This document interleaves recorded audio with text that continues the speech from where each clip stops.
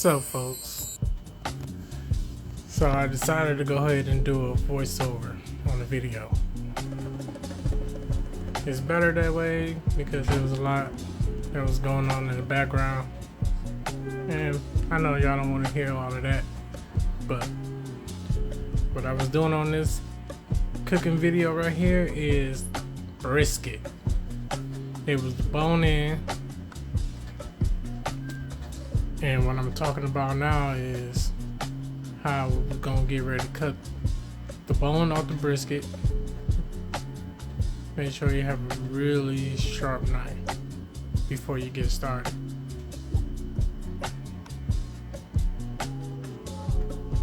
So my brother got these briskets, and I decided to go ahead and smoke them for him.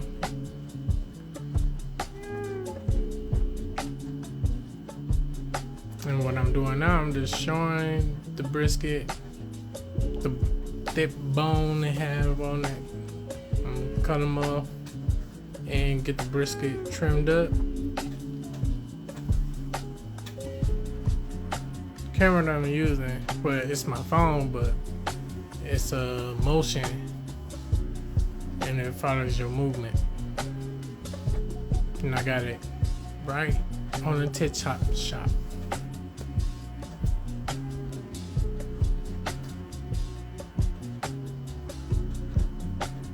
So I'm getting it all cleaned up, washing it off, looking at what I'm gonna be cutting off.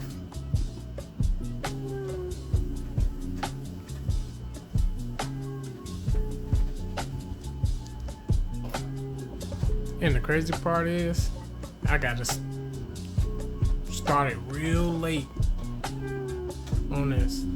It was this busy day. Went to work. After work, I was just like tired. But I said I was gonna do the briskets for him. That's what I'm gonna do. I'm a man of my word.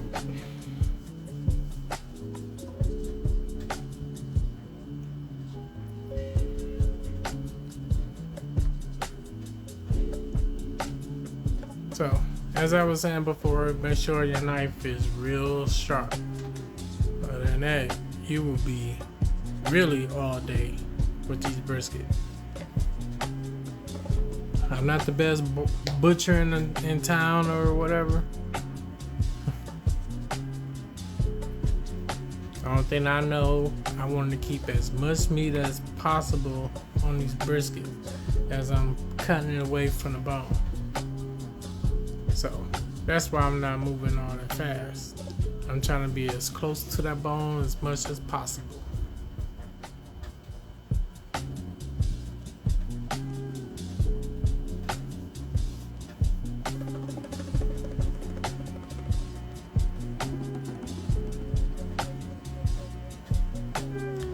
I also think it'd probably be a good idea to have like some kind of sound playing in the background as well too.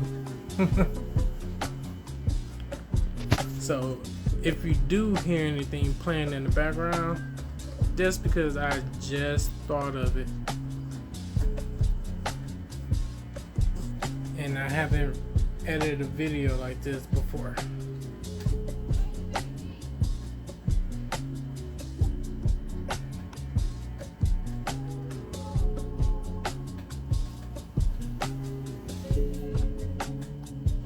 And as y'all can see, folks,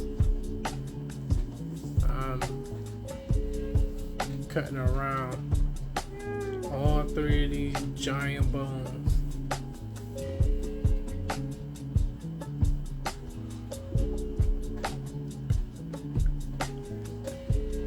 And it was giving me a little hard time as well too.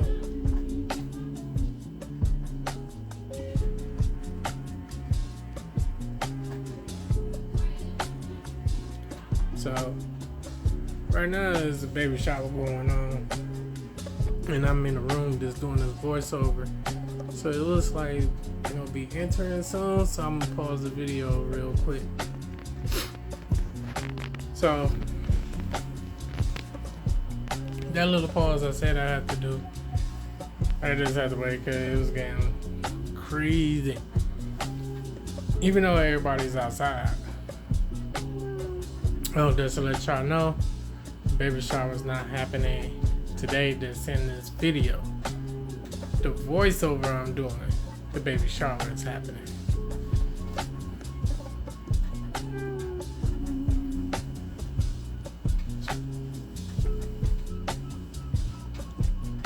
So I'm getting close down to the very end, and I'm telling you folks, I'm happy, and I can't wait till I'm done separating the bone from this brisket. Feel like I was carving forever.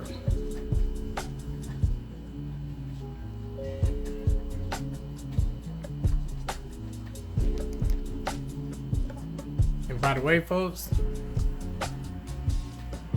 this is a charcoal smoker that I'm going to be doing these briskets on.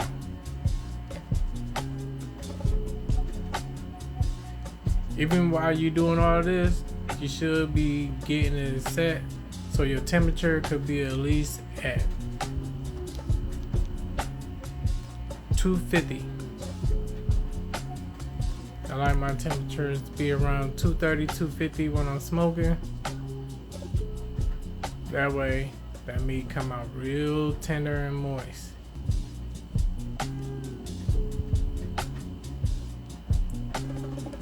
By the way, for y'all that like to do homemade sausages and stuff like that, cut the fat off, cut the meat, the rest of the meat off, make yourself a homemade sausage, or you could do yourself a homemade patty if you like to save your parts.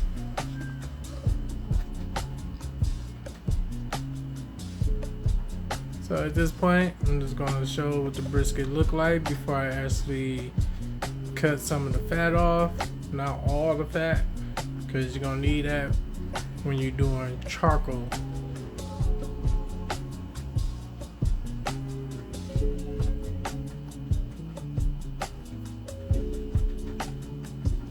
See how I just cut through some of that real easy?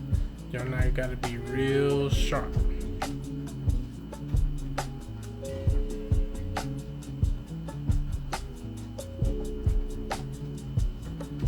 Thick pieces of fat, yeah, remove that. You don't want that.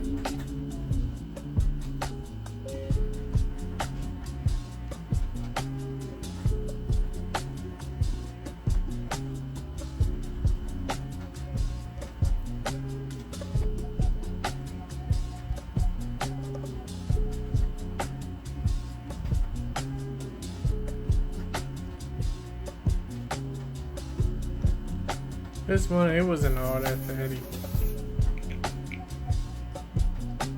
It had some fat, but not overwhelmed with the fat.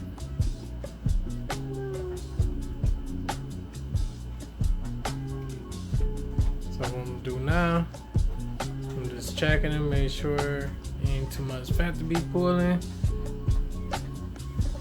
Cut some of the sides. You know, you always want to get rid of them edges. Cut them edges off.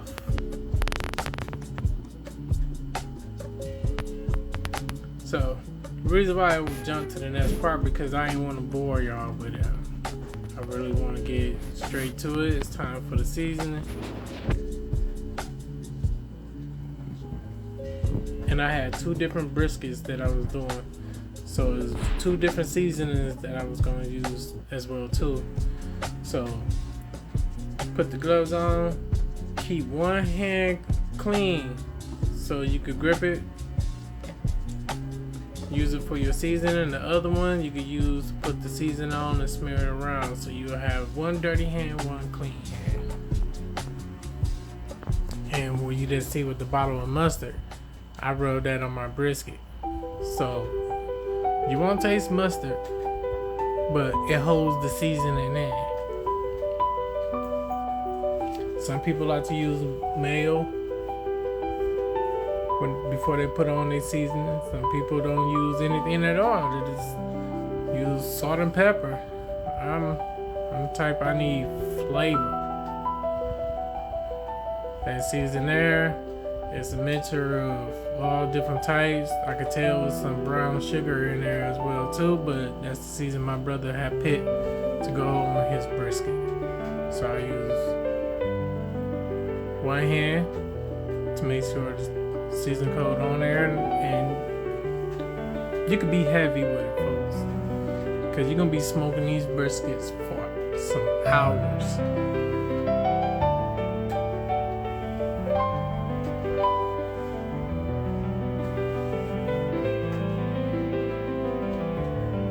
Pat it on there. Make sure it's on there real nice and smooth.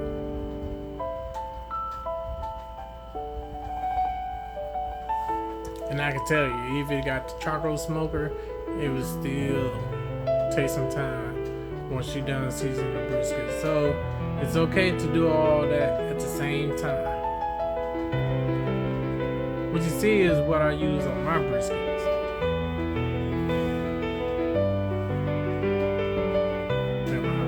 Two briskets, one for my brother, one for myself.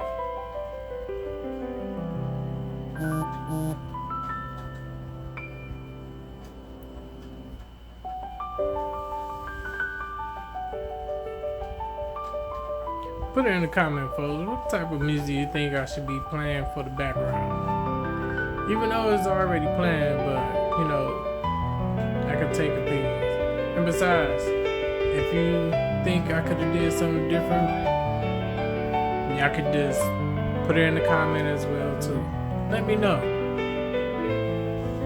I'm just trying to be a real good pit master. That's all I want to be. So if you got any ideas what I should do, let me hear it.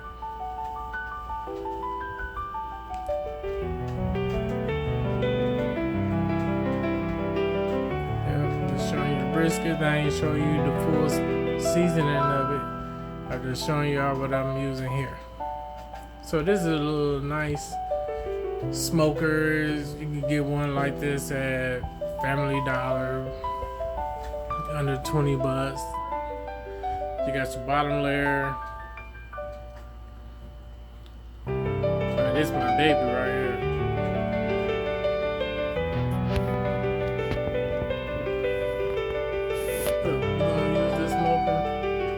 And it's going. It did get up to temp. So we're gonna put one at the bottom layer, and we're gonna put one at the top layer.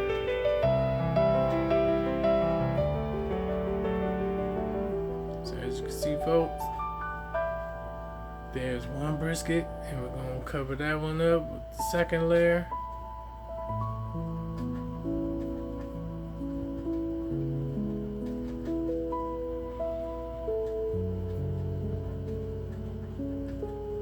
On the second brisket, you put that lid on there and don't come back to it for 2 hours. Now I'm probably gonna end up jumping ahead.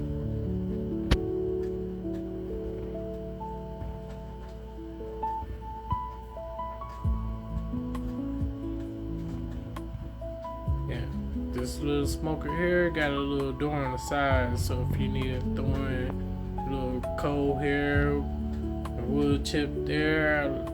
As you see, I had the cherry woods. Now I end up switching it over to other grills, smoking it like that. We was barbecuing on that day as well too. I put a pan underneath to catch the juices and stuff. I did the same thing. I'm just missing the brisket.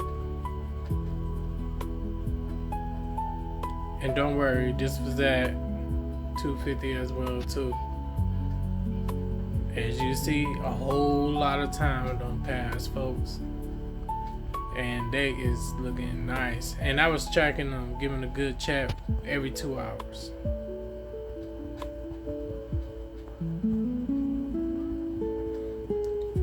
Now, I don't pull them off.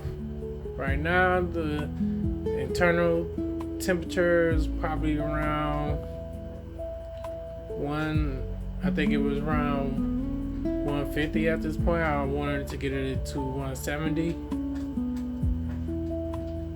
I wrapped them up in the foil, put them back on there, let them go for a couple more hours until it gets to the temperature that I'm looking for. Now, here it is. It don't hit the temperature that I want. This is the brisket now, and it's ready to be cut, folks. When I say this boy was tender and juicy, I'm gonna try my best to get an angle where I can cut this.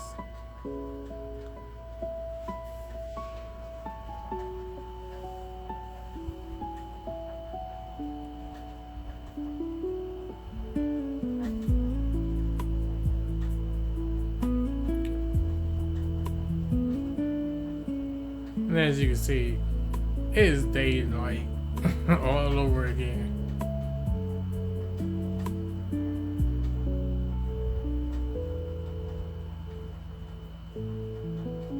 And like I said, I'm not the best barber. Well, butcher. I say barber. My fault.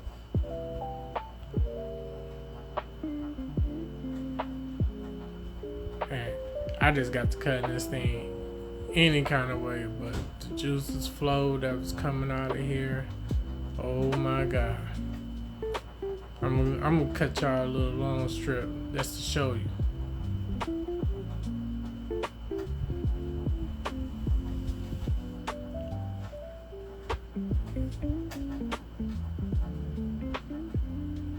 Check this out, folks. Ooh, look how it just pulled. Ooh. That was a good brisket.